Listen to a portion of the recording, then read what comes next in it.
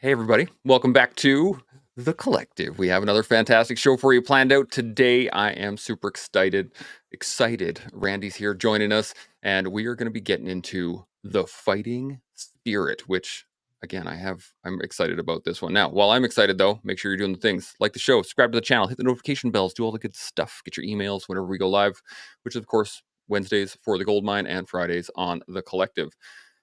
Let's get a quick intro in here and then we can get it kicked right off. I'm excited for this. Randy, hit us up. 10 15 seconds. Who are you? Where you come from? All that good stuff.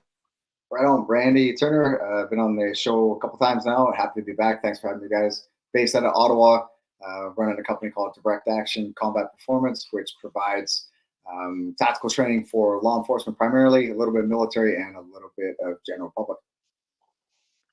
Bam. Love it. And we were just talking about the fact that I seriously need to get out there and go hang out with you at some point Yes, one sir. day. Sean, how's life at OPJ? Yeah, it's fantastic hanging out with all the troops. And speaking of the fighting spirit, I mean, there's not much more than a drop zone full of hard chargers to kind of crystallize the idea of what the fighting spirit is, particularly when you're surrounded by guys that are way taller, way bigger, way more ass kicking in their resume. So it's good to be around savages, I'll say that. That is a fantastic point. And on that note, let's dive right into the topic of the conversation, the fighting spirit. Now, what is the fighting spirit? When I say that for you guys, what does it bring up? What is the first thoughts when you hear the fighting spirit? Randy? Willingness to engage, willingness to get dirty, willingness to accept some risks to personal safety and potentially the safety of others, which for some people that's a daunting task, it's a daunting thought. But the first thing that comes to mind is when you hear the term fighting spirit, it's the willingness to actually get after it. I like that a lot. Sean, what are your first thoughts on this? My very first thoughts, as I'm formulating them now, is I think for me anyway, a fight is a fight, but a lot of people enter into a fight with a fighting spirit of not understanding that you're absolutely going to get your ass kicked at some point in that fight, like you're going to get knocked down. And so, to me, the fighting spirit is someone who accepts the fact that they're going to be laying on the dirt, they're going to have to get back up and re-engage. To me, the fighting spirit is not always being successful through a fight. The fighting spirit is kind of getting your ass kicked and then still forging through the fiery heat to make sure that the objective is completed. That's a very interesting point. I've been struggling, I guess, to put words to this because there's so many ways we could go down this road in terms of what it is, what it means to us, all these things. And I really love the idea of the willingness and the understanding that there it's not just a one-way thing, not a one-way range, right? When you're talking about fighting and in terms of life though, like outside of the ring, outside of the mats, outside of all that stuff, how do you apply that, Yeah, that's a Randy? good question. I have a tattoo on my left forearm, and it's a Mahatma Gandhi quote. And when I read it, it resonated with me because I believe it, and I just think he elegantly put it in words. And and I'll read it to you. It says, "Joy lies in the fight, in the suffering involved, not in the victory itself." And when I read it, I'm like, man, that makes so much sense. In life, we are going to be presented with challenges that we didn't ask for. They were thrown at us unexpectedly in most cases.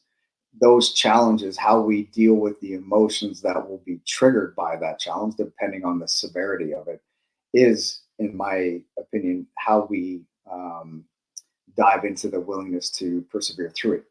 So, you know, there are challenges, I would say, probably more so today that folks are dealing with on a consistent basis. And I don't know about you guys, but I feel it when I'm out and about and interacting with public. I feel like a percolation happening where people are on edge. Not a lot of people are smiling.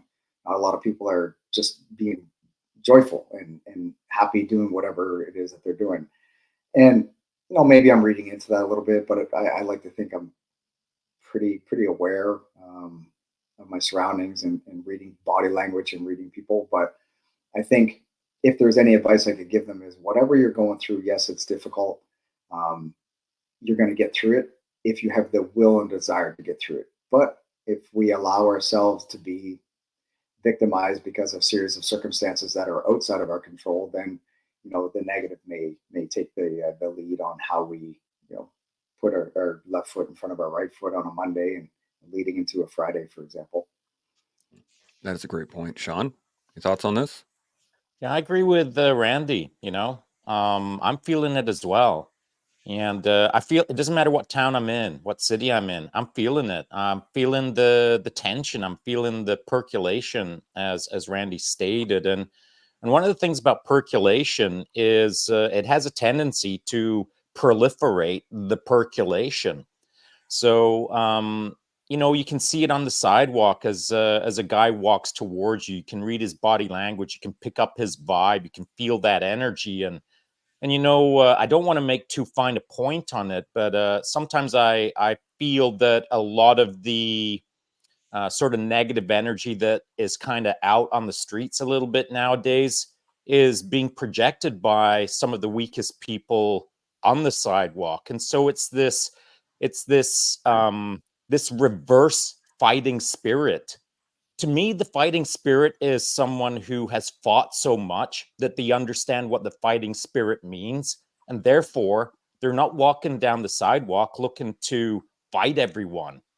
Whereas someone who doesn't understand the fighting spirit is walking down the sidewalk with a chip on their shoulder, flaring out, pretending to be a tough guy, when in fact they're the weakest person on the sidewalk. It's a real sort of flip the script scenario that we're in our modern society. I want to believe that in samurai days or in previous warrior eras, that a warrior was recognized, his fighting spirit was recognized by all those around him as he walked down the road.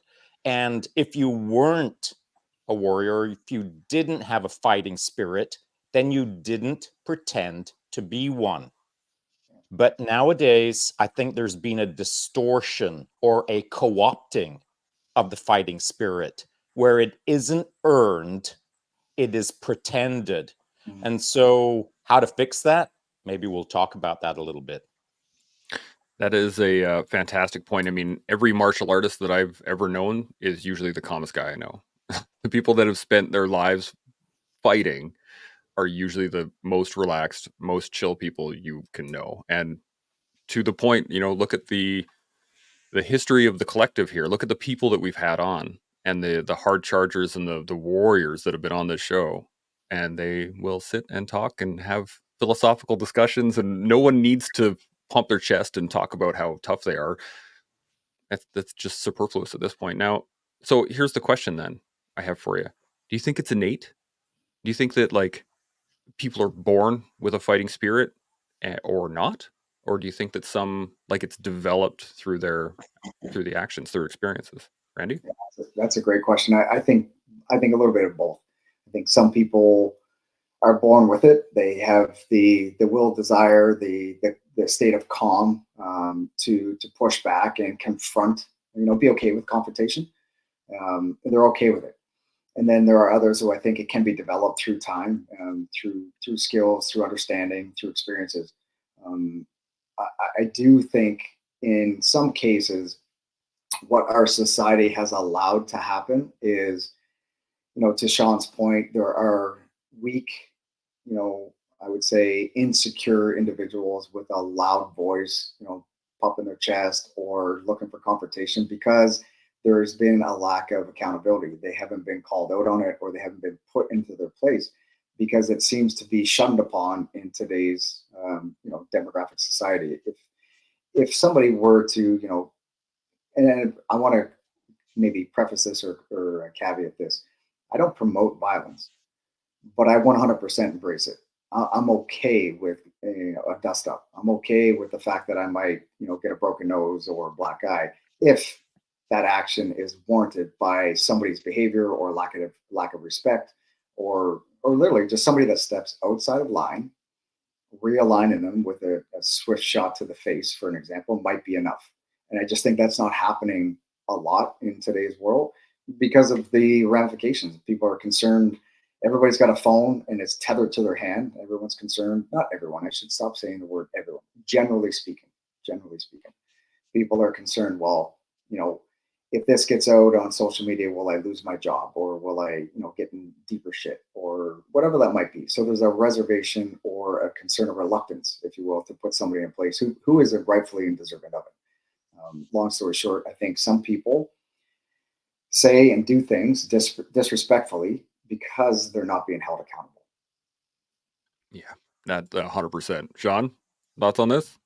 Yeah, I couldn't agree more. In fact, I was having this conversation yesterday evening out on the drop zone with a bunch of hard chargers, and the hard chargers were a real mix. It was some young bucks and some older dogs like myself, and everything in between. And generally speaking, the older generation, and Randy would be part of that contextually, when we were coming up, within the military, or certainly within the hard charging crews, we'll call it infantry, or kind of hard charging. If someone was goofing off, like speaking out of line and being a real jerk, and just needed a course correction, if it couldn't happen quickly with some verbiage, then it was as simple as this: right, you out back.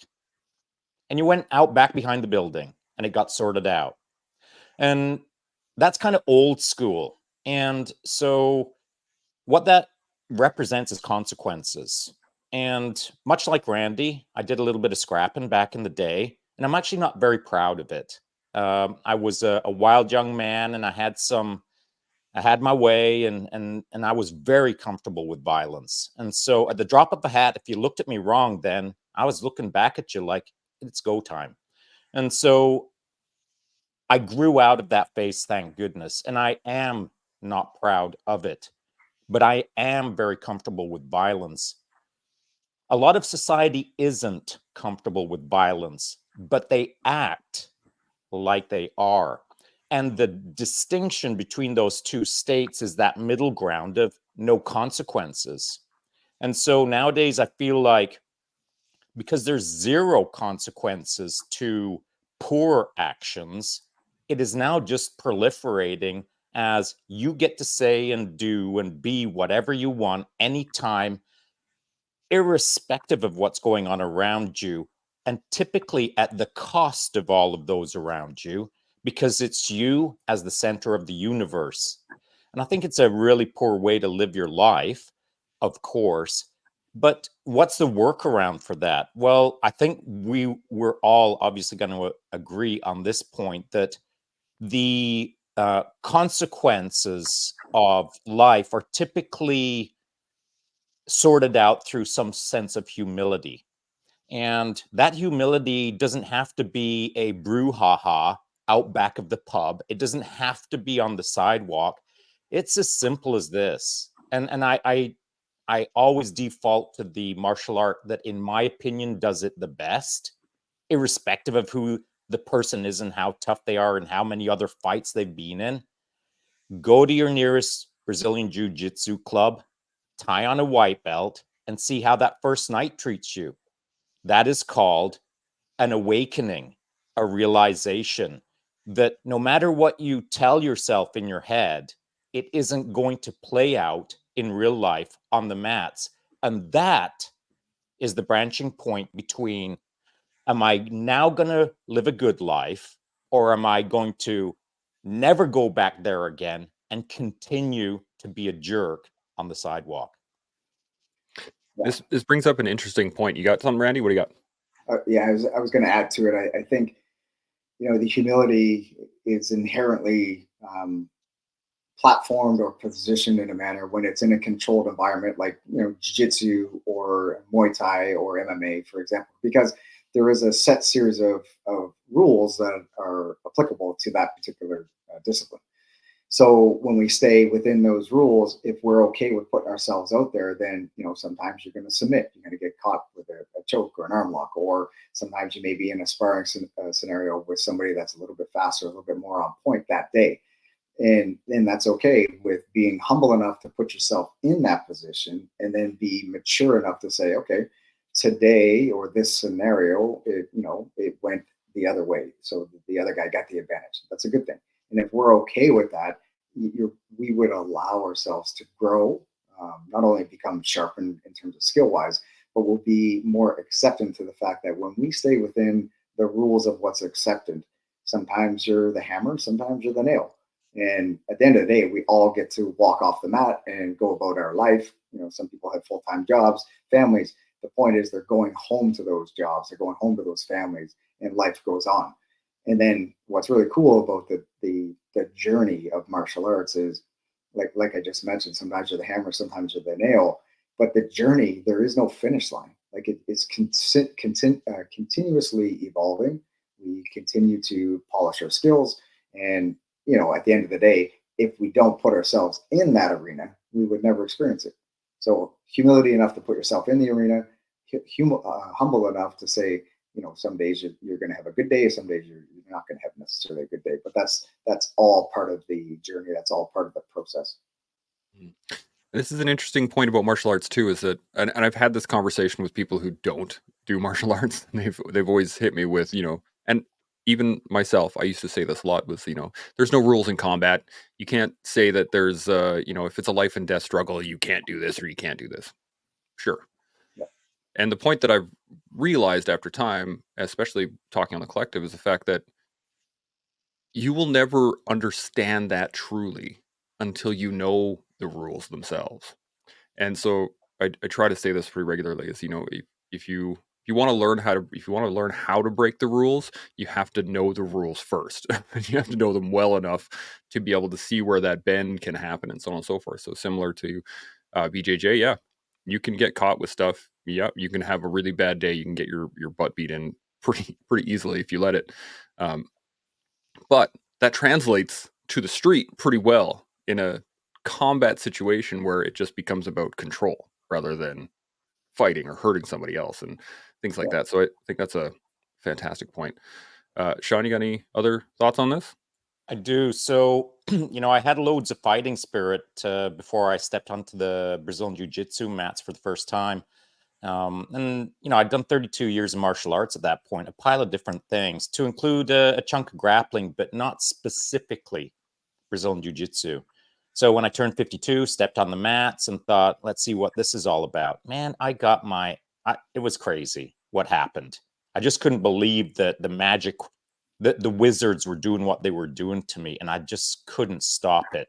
I mean, I want to say that I kind of held my own a little bit, but it was evident to me that I had a glaring hole in my combat or my martial arts abilities. And so that wasn't for lack of fighting spirit. And so I want to draw a distinction that someone who's on the sidewalk who believes they're a tough guy and believes that they have fighting spirit, then steps onto Brazilian jiu-jitsu mats and gets humbled. That is different than someone who has a ton of experience and then also gets humbled. It's a different experience. But I'm going to set those two off to the side for a sec, and now maybe focus a little bit on people who have no fighting spirit. As they're listening to this show, they're still wondering about, well, what is the definition of the fighting spirit to me? Because they've never really experienced it. It's not being part of their childhood, or they don't have friends or peers that are involved in the fighting spirit. And so how can you best learn it? Well, as Randy indicated, and by the way, Randy, I failed to congratulate you on your promotion to black belt in BJJ. Yes, Good man. totally forgot that. Good job. Congrats. Yeah. The journey, as Randy referred to, starts on day one, and you're in charge of your journey, but you're wrapped around by a team that is going to shape you on a direction that has no finish, but has a journey that is rewarding all along the way. And that can only be understood if you get in the game. And however you get in the game, whether you tell yourself, I need to understand fighting spirit a little bit more, or you tell yourself, I've got all the fighting spirit, I'm going to test it against this thing, whatever it takes, engage in the process so that you can better understand not just who you are, but humanity as a whole and how it interacts in generally a cool way on the BJJ mats. Yeah. Yeah, 100%. Randy, you got any additional thoughts? Yeah, I would say 2 points on, like jujitsu for me, like I absolutely love the sport. I started taking it pretty serious in 2007. I love the sport, but I also am very cautious. I don't call it fighting. It is a form of, but I don't call jujitsu fighting because there's no striking. Now, of course, like as you guys know, you guys train, you do something that you get caught in a certain position where, yeah, your joint could get broken or you could go to sleep. There are consequences for sure, but I don't necessarily see it as holistically as fighting because there is no striking. Now, fighting can be, intertwined, and the words can be used to explain different parts. So for jujitsu, for example, fighting a grip, for example, or fighting for a top position, you are fighting. Don't get me wrong, but holistically, I don't look at jiu-jitsu as a fight. I look at it like a match or an agreement because we are agreeing to a series of rules, set series of rules. Now, that's just my opinion. Where I would say the fighting spirit, the example that I would give is picture a single mom who is raising 3 kids under the age of 10 in today's climate where she's working 8 hours a day. She comes home, she's cleaning the house, she's preparing meals, she's raising her kids, she's spending time, helping them with their homework or giving them some guidance on life. She is fighting every single day. She is fighting to be the example of what is accepted. Now, whether those young kids are male or female, there's complexities that are integral to the gender. um, you know, for an example, at some point, a young girl is going to go through a development stage, and same with young men as well. Puberty kicks in, mental cycles kick in, emotions change. That single mom is still going to navigate those waters as the process unfolds before her. So I would say that is an example of fighting spirit, fighting to be a good example for the kids, fighting to put food on the table, fighting to make ends meet. That's a daily struggle for a lot of people. The ones that have that internal fight, they will persevere and they'll live a happy life. For the folks that maybe don't have a lot of it, they may find themselves, relying on something to get them through it, right? Whether that's going down the rabbit hole of drug and alcohol abuse or whatever it might be. I'm just using that as an example. So to me, that single mom, she demonstrates the fighting spirit on a daily basis. That guy that shows up at jiu-jitsu and he claims to fight with people who are agreeing to a serious set of rules, I would say use that with caution, careful, because with jiu-jitsu at any point we get caught into a precarious position. What are the consequences? The consequences are we tap and we start again. We shake hands and then we go at it again. The consequences with a single mom who is struggling to raise 3 kids is quite different. 100%. That is uh, integral to this conversation. And I'm going to jump into another question on this specifically, but I forgot to hit these earlier. What do you got, Sean? I just want to tease up another little detail here because I agree with Randy, and BJJ is not fighting, but BJJ can create the fighting spirit. And in the moment, in the role, in the interaction between two people, as we all know, there's positions that it can get quite claustrophobic. Someone's got you all wrapped up, they've got the gi all over your face, maybe you're being smothered, the whole 9 yards. It can get really uncomfortable at times. And so that isn't, no one's fighting in those uncomfortable moments, but it's the uncomfortable moment that is building the spirit. And so when someone shows up, I mean, to this day, and I'm over 8 years of BJJ. When someone puts me in like a smothering position that I don't care for, you've kind of got to rely on your spirit. I mean, you've got techniques, you've got skills, you've got ideas, but your spirit is what centers you. and kind of helps you understand almost a simple sentence of, I've got this. Mhm. You need that spirit, you need that feeling that irrespective of what happens, you're going to be there a minute later. And so that plays out into what Randy just said with a single mom raising kids. It's not the daily fight that she's in, it's her spirit that allows her to move through the months and years. Yeah, couldn't agree more. I actually had a really great demonstration of this yesterday on the mats. I have a one of the new white belts. I can't say new white belt. She's been doing it for about a year.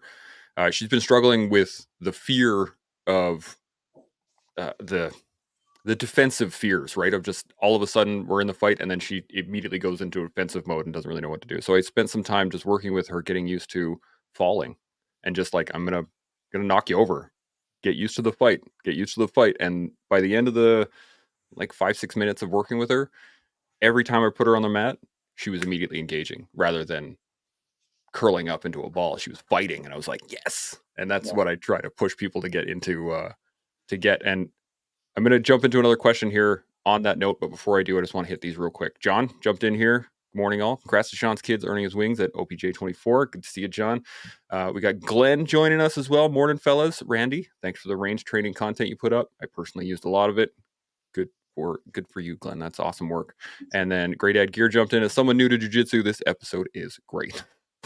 Awesome. I'm glad you're liking it. So my question is on this. We've all had our spirit tested throughout life. And, we're just talking about that on the mats where there's moments where it's going to test your spirit whether or not you want to fight anymore. What I want to know is, what was the most impactful for you in your life where your spirit was really tested and you came through? Randy, what do you think? Yeah, that's a great question. Oh man, there's been a few different scenarios that come to mind, but one that's relatively fresh is the ability to persevere through tough times when a easier road might be very appetizing, right? To take a simpler road that maybe there's less friction. Um, in preparation for JTF2 selection, it took me 3 years to actually get the opportunity. Um, and the first year, it was a paperwork administration issue. And to some people, like, well, that's no big deal. It kind of is a big deal when you put so much time and effort and energy into preparing yourself and then it doesn't come to fruition. It can be demoralizing, it can be deflating. I could have easily on the first year said, maybe this isn't for me, and found an excuse not to try again. The second year that I applied, I broke my wrist two weeks before taking off to do selection. Again, now I'm set back an additional year. So now that's 2 years into this journey of what I really am passionate about trying out for and want to see, test myself and see what I'm capable of. Again, 2 years now, I could have easily shrugged my shoulders and said, "Oh man, this happened twice now. Maybe it's not supposed to be." Or fast forward an additional year, persevere through it again, and on the third attempt, I was successful. But I use that as an impactful example where had I chose a less challenging path, maybe I wouldn't have had those experiences that I was so fortunate to garnish over the years. Um, for me, that was an impactful moment. There are others too that would challenge this spirit for sure. There are days today actually running a business where sometimes I shrug my shoulders and I'm like, man, is this worth it? For folks that don't know, and this isn't about me. This isn't like, oh, I'm not looking for anything. I'm just highlighting a point. There are days it's a grind, more days than you can imagine. Start the day at 5:30 in the morning. Some days go until 11 o'clock at night, and then very limited or not as engaged moments with my family, and they're patient with me.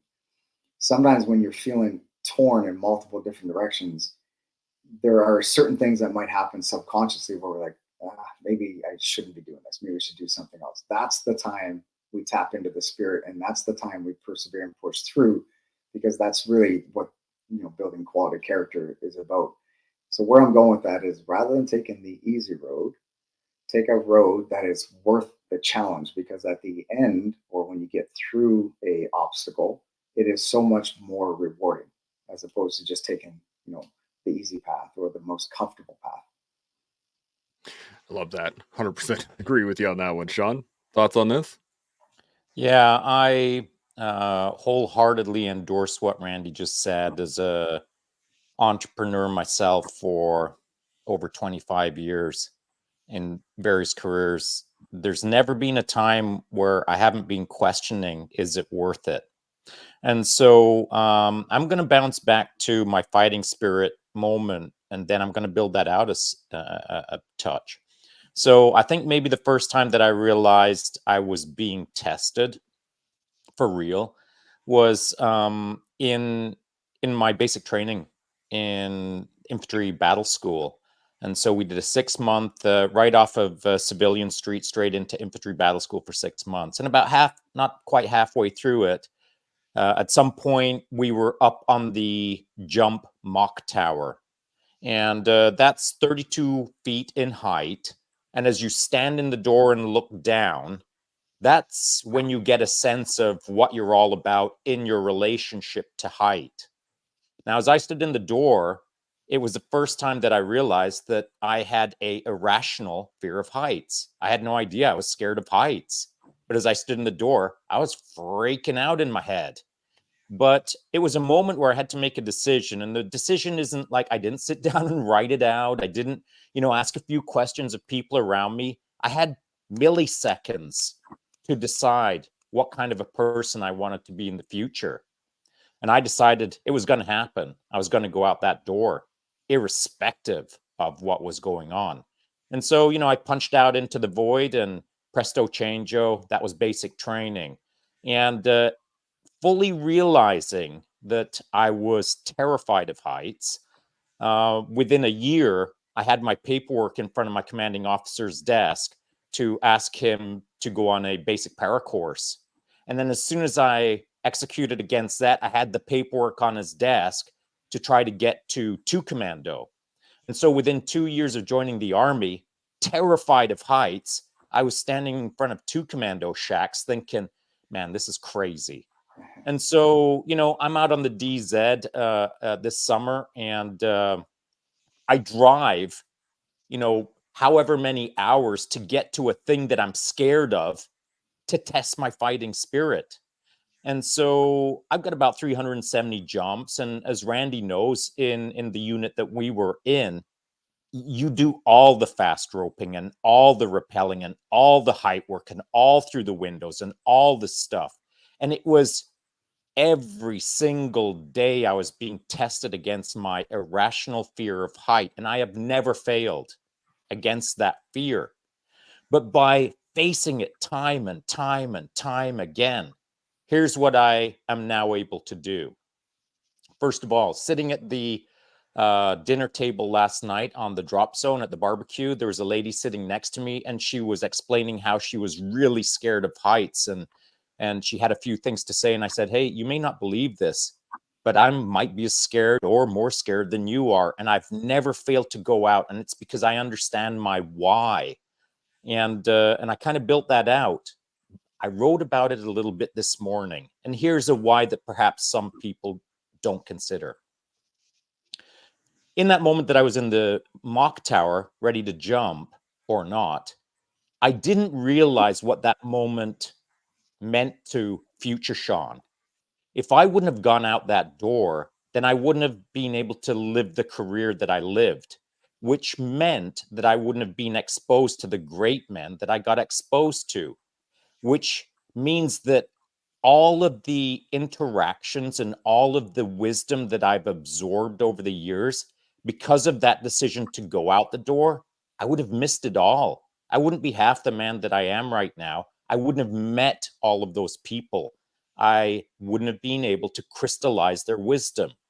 And so, simple moments that test our spirit is not just the now of the moment, it is the future of your decisions. And so the greatness that I was surrounded by on the drop zone yesterday evening is a reminder that it was a life well lived based on a simple moment as a young man standing in that door for the first time, trying to understand, am I going to go or am I not going to go? And I will always encourage someone to just try a little bit harder, step into the void a little bit more, engage against your fear, and accept the fighting spirit to see where it will take you in life.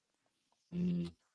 This leads directly in. You guys are hitting all of my questions right off the bat. I thought I was prepared, but you guys are like knocking them out. It's awesome.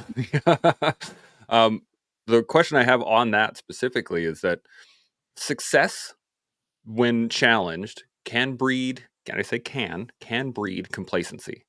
Right? Like you can get to a point where you feel like, oh yeah, I've jumped out of so many planes. I beat my fear of heights. I can just sure throw me out another plane, whatever. How do we how do you maintain that fighting spirit throughout success? How do you not let that success eat away at that fighting spirit? Randy? Well, good question, man. So correct me if I'm wrong, but I understand the phrase of your question is how do we fight against complacency? That becoming a thing? Is that kind of what I'm Basically, yeah. getting? Okay. Man, that's such a good question because, like in phases of learning, um, you know, competency, so conscious competence. So we understand that we're good at something and we understand why we're doing what we're doing, and then we get really good at it. We start to polish it and we can do it, without too much thought. I would say that's the time we recognize when we are getting comfortable with a certain thing, and then add an element to whatever that is, or whatever that skill is, or whatever that task is that you're going through, to make it a little bit more challenging for ourselves. So we can use different specific pointed examples, and I'll use firearms training for one.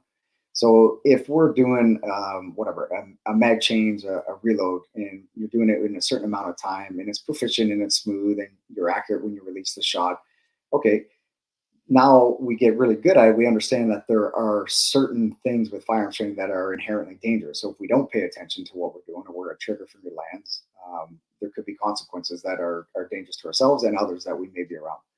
So if we get to that point where we're starting to do things, but maybe our mind is wandering, or we're not in the moment right now, that's a time for us to, the phrase that I like to use is be where your feet are. So rather than thinking about what's next, or rather than thinking about what happened 10 minutes ago, so we avoid falling into complacency, be where your feet are right now. And then what can we do to challenge ourselves is maybe you do everything we just talked about in terms of a firearms drill, you do it with your left hand. And so you're doing it with your non-dominant hand, for example. And then that will catch us in that moment of maybe we're entering complacency. Now we have to be a little bit more cognitively dialed into what we're doing because we don't have as many repetitions on the support hand side, for an example. So the fighting spirit is being okay with challenging ourselves, knowing that it may not be perfect, and that's okay, because perfect, in my opinion, perfect doesn't exist. We're striving for excellence, but perfect is just not a thing.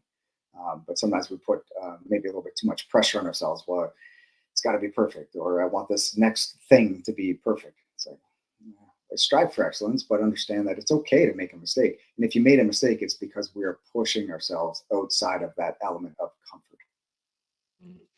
Yeah, I really like that at all. Sean, thoughts on this? Yeah, I was reminded of what success means, and that occurred yesterday evening on the drop zone on a small ceremony that will come to light in the near future. There's 12 of us standing there, and as I stood there, like, man, I felt like the most underperforming guy in that crew, and it was a strong crew. So I think my point would be that to ensure that uh, your fighting spirit isn't dampened, get around people who are more successful. Get around people who are better, smarter, faster, stronger, bigger, better looking, can ride a bike better, whatever, however you want to frame it. Get around people who are just larger and more in charger than you are. And I think that that is one of the small issues going on in society right now, that through isolation and false social media presentation, people can now start to believe that they're kind of a big deal because they're not contextualizing it against someone who they can actually reach out and touch on the shoulder and realize that they are actually the big deal. And so again, as I was standing on the drop zone yesterday evening, surrounded by these characters, I felt like I was in the right room because I was the least competent in that small DZ crew that time. So how do I fuel myself? How have I fueled myself all my life? The moment that I start doing okay, I'm looking to move into the next room that is doing better, so that I'm always pursuing someone else's more excellence. And that doesn't mean that I subordinate myself to them. I'm not kowtowing to anyone. I'm not kneeling down for anyone. I hold my space, but I recognize who I am in the group, that I'm not that big of a deal. And I feel that's the biggest corrosive agent against success, is feeling that you've actually made it. And I don't think I've ever made it. So that's what keeps me hungry. Mhm. Man, that's great advice, and I think to pile on to that point, like what keeps me humble is whenever I step on the mat or I step on the range, I'm hard on myself. It just inherently, I've always been that way. I'm hard on myself. I have high expectations for myself. But the way I remain humble is whenever I step on the mat or on the range, I'm training for the hardest day ever. Like I'm training to deal with the guy who's bigger, stronger, faster, smarter. That's the guy I'm preparing for. And when it comes to firearms training, for example, I want to get marginally faster, a little bit smoother, knowing that I could be on the range that somebody who shoots better, more accurate, they're faster. That's reality. But when I personally step onto into any environment where I'm training, it's training, which means I am very dialed into what it is that I'm trying to achieve. And those margins of improvement, sometimes it's tough to quantify or even see whether or not we're improving. But with that mentality of I'm not good enough yet, that's kind of how I approach everything. Is I'm not there yet. It's constantly evolving, and I challenge myself in that way where there's always somebody a little bit smaller, smarter, faster, stronger, etc. Those are the people that I'm training to face, kind of face against, if that makes sense. Yeah, I actually just watched a video that I'm going to use on the gold mine pretty soon as well. They were talking about, I think it was a person talking to a bunch of football players, and he was saying that nobody here is practicing to dominate. And what you guys are doing right here is you're practicing to practice. You're showing up, you're running through the drills, you're doing the things. Great. But none of you have that mindset, that fighting spirit to like dominate. I am here so that on match day, I'm going to crush my opponents. Yeah, And I think that's the kind of mentality. And one of the things that I've been working on lately, actually on the BJJ mats, is to attack everything. Even in my defensive structures, I'm attacking grips, I'm attacking this, I'm doing whatever, right? But it's that the concept of when you're training, when you're building, when you're developing or learning, you're not just learning so that you know how to do it. You're learning so that you can destroy the other people that are doing it as well, at least in my mind. Sean, you got any thoughts on this? No, I agree with what you're saying. The life is finite. And so what you do with it is on you. So you've got to know what you want to get out of life. And if you want to improve, you've got to push the pace, your own pace. And that means exposing yourself to your weaknesses. And if someone realizes through those moments that they need to ratchet up their, not aggressiveness, but their offensive mindset, their on the attack mindset, their pick up the pace mindset, forward momentum mindset, whatever it takes to enhance that, engage in the process that builds that within you. Practicing techniques can become memorization. Memorization isn't fighting spirit. And so you need to build that within you. The system wrapped around you might be able to help you understand how to get there, but the fighting spirit is an internal thing. And to go back to something that we were that you brought up earlier, Chance, I feel like I was born a warrior. I've said that as a keynote speaker. I've said it on podcasts. I know other people who were, I consider to be born warriors, but that doesn't mean that it plays out well. It just means that they had the potential. And so it's for you to shape your path forward to understand who you are inside, that warrior, that fighting spirit, build it out. If you weren't born with fighting spirit, it can be built within you, but it's for you to build it, which means that you have to go out and look for these opportunities to be surrounded by people who are already exhibiting the fighting spirit that you can then emulate and begin to reflect yourself out to those around you. I feel the fighting spirit is like a positive viral contagion. The more you're around it, the more you can feel it, the better you can understand it, and the more you can try to emulate it yourself. I love that. Randy, got any additional thoughts on this at all? Yeah. Oh, one thing you said, Chance, there about kind of putting yourself out there and trying different things. Like I'll give you an example. Last night, for example, I was training. I was on the mat. We're doing some gi work and rolling with a guy who's he's a blue belt. He's very good. I've trained with him one time before, so I know he is good. There's certain things that I was trying to improve my game. So, with every person that I was rolling with last night, I tried the exact same thing over and over and over. And while we're rolling, I'm putting myself out there. I'm exposing portions of my body to try to execute this one specific technique that I'm trying on everybody that I rolled with last night.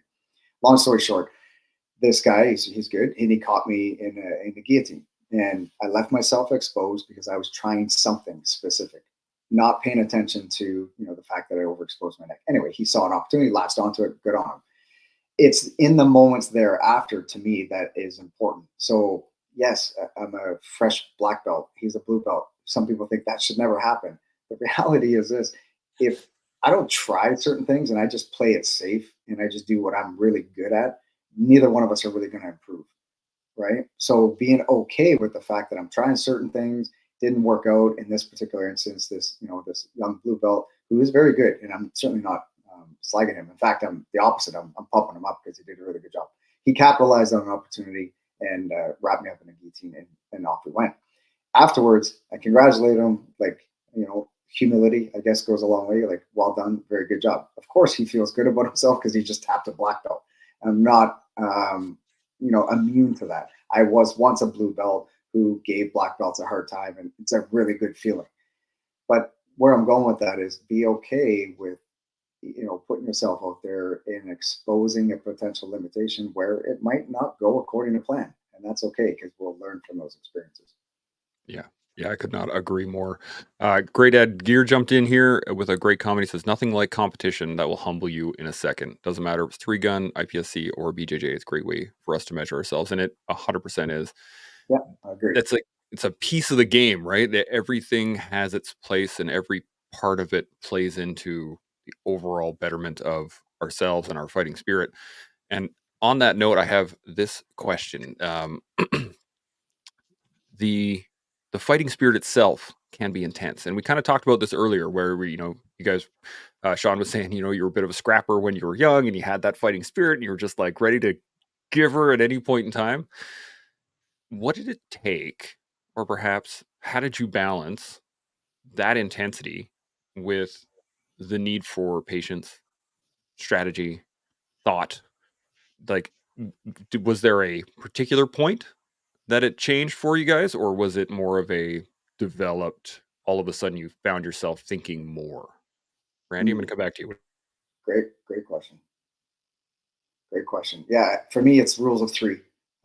So like I like going forward, no matter what it is that I'm. In fact, like with the direct action philosophy, when I'm, on the mat or on the range or whatever the situation is, I have a philosophy of pushing forward, go forward. there's a lot of emphasis on, create space, create time and distance, and access intermediate tools, etc. I get that, and that there is a time and a place for that where we're making decisions, we're being a little bit more patient, and there's a time and a place for that. For me, I look at it like rules of three. I will try something, I'll try it again, and I'll try it a third time. If I'm unsuccessful on the third time, then I'm going to change, be a little bit more patient, or take a different strategic approach to get the desired effect. And that's kind of what works well for me. Like, try something, okay, make a modification, try something again. Might be very similar, try something again. And then if on three that doesn't work, okay, I need to take a step back, be a little bit more patient, or maybe attack it from a different angle, and look at the possibilities that may present themselves.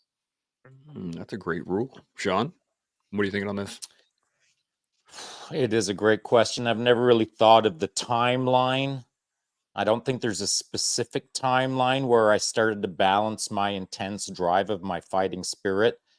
But I can say this fairly easily. While I was in the military, I didn't have much balance. And I'm going to be careful with that to contextualize it against how I did get balance. And for me, it required a lot of self reflection, a lot of deep contemplation, a lot of deep thinking. It required me to almost be out of the military and being a Ronin, bouncing around the world, pursuing wisdom and intelligent people and better people than I thought I was at the time. It took me several years of almost being a wandering monk to try to better understand who I was inside that I hadn't really been able to focus on when I was in the military.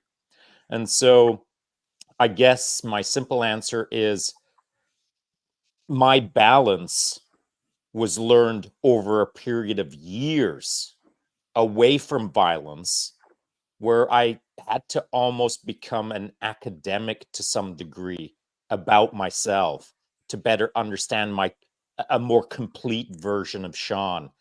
In the army, I only had maybe a one-dimensional view of myself.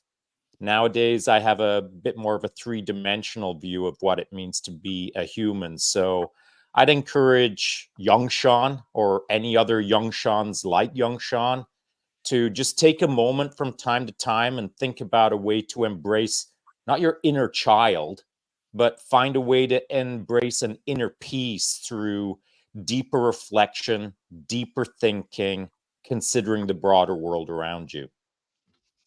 That is a great point. I was thinking about this question for quite a while because I've had these set up for a few days, and I wanted to really get your guys' thoughts on this one. But this question in particular really struck me because for me it was when I had kids. That was where I had to rein myself in. A lot of the excuse me, a lot of the fighting spirit that I had, that drive to do what I wanted to do, I had to really rein that in, to be patient and think strategically about my kids. How do I want them to do things? How do I want to teach them how to do things?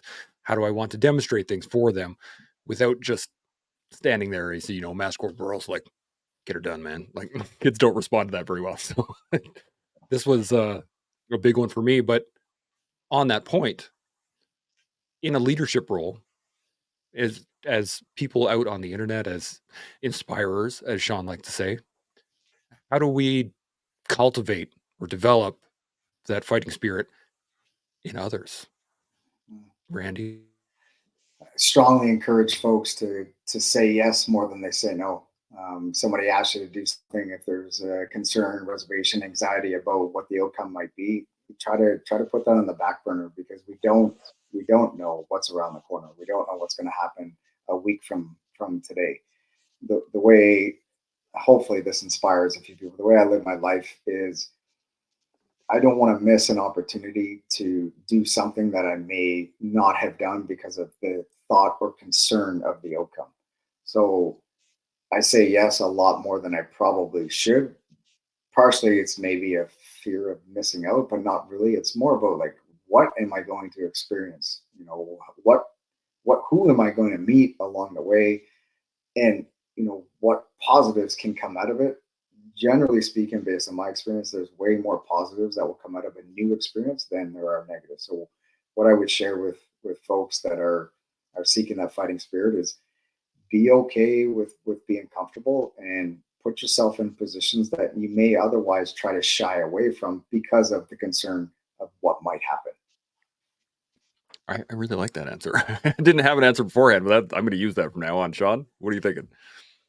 I think I'll speak for myself, but what I'm saying is true for a lot of people that I respect. And it is that live your life at a maximum effort in life. And so Randy, as an example, has said that, as an entrepreneur, it can be a little bit of a grind, and you've got to be prepared to have maximum effort put into that life. Getting up at 5 in the morning, going to bed at 11 o'clock at night, that's not a one and done. That's a pretty regular thing. And so what does that produce in a person? It produces something for that individual, but it also, on a secondary effect or a tertiary effect, it impacts everyone around them. And so let me use Randy as an example as to how he's impacted me. So I track Randy on YouTube, of course, and on his social media. And his most recent video that he put up on YouTube, where he was switching weapons positions as he was moving through a shoot scenario, I loved it. I loved it not only because he was bringing new information to me, relevant information to me, but I appreciate the levels to the game. And so, as a young Sean, new Sean, 20-year-old Sean, I would have watched Randy's videos and I would have taken something away from them. But as old Sean, with a lot of experience, perhaps not as much experience as Randy, but enough that I can see the devil's in the details, I appreciate watching his videos at the age that I am now and still gaining something from it. Because not only do I appreciate the technicality, not only do I appreciate the confident presentation, but I appreciate the most of all, the thing that most people don't realize. It is the hidden work buried in the presentation, the decades of grind and sweat, blood, and tears, the 5 o'clock till 11 o'clock at night as an entrepreneur, sweating the details to put out a YouTube video that some may realize the workload capacity to create that, and some may not. But along the way, I've come to realize that the really great things in life that appear so effortless and easy to achieve are buried under a metric ton of work. And so I love what Randy's putting out on YouTube. It is a perfect example to me of the fighting spirit. And I know that putting those videos up are not easy technically, but I also think that they're not easy to put up by exposing yourself to the world. And so perhaps that is my largest kudos to Randy, that I know how tough it is from our former career to be a public person and put this kind of information out. It feels contrary to our experience. It feels contrary to who we are deep inside as private or quiet professionals. And so, again, my biggest kudos to Randy is that he is in the public face, trying to serve for all the right reasons. And I hope everyone understands how important that is. Yeah. Well, I appreciate that, Sean. That means a lot. And, the fact that you even acknowledge it is, it's pretty humbling. You're absolutely right. Everything that I put out there on social media, I know once it's on social media, it's there forever. And, there's a lot of naysayers that will have negative comments. They'll have something that they'll want to kind of shoot it down. I know there's guys that I used to work with who understand what I'm trying to do and they respect it. And then there's other guys that are dead against it. They feel like I'm giving away trade secrets or whatever it might be. My point is what I'm doing is with clear vision and purpose, and that is to share positive amongst those who are interested. So when comments come in, for example, I don't focus on the 5% negative comments. I focus on the positive stuff. And that's by choice. Otherwise, I drive myself crazy. And, I won't put anything out because I'll be too concerned with the negative comments and less concerned with the positive stuff. So for me, it's the positive message, it's the positive material that you're absolutely right. And I appreciate the fact that you even acknowledge it. Man, don't think for 1 second. I don't sweat before posting something. I don't sweat about the quality. I don't sweat about my involvement with others and how words and actions have power. And I'm very, very cautious and aware that I got to be, on point with what I say and how I deliver something because there are a handful of people out there that will be very quick to kind of shit all over it. Yeah, it's unfortunate those people are out there, but at the same time, it it goes to show the fighting spirit that you have, Randy, in the fact that you are fighting through that. Because there are lots of people out there that would just quietly move into the background and never engage, never do those things. I mean, Sean was one of them. He was very happy living his life in the shadows, right? Being being a ninja in the background. But I we still we can't dragged believe I'm here. What the we dragged hell? him out. We dragged him out.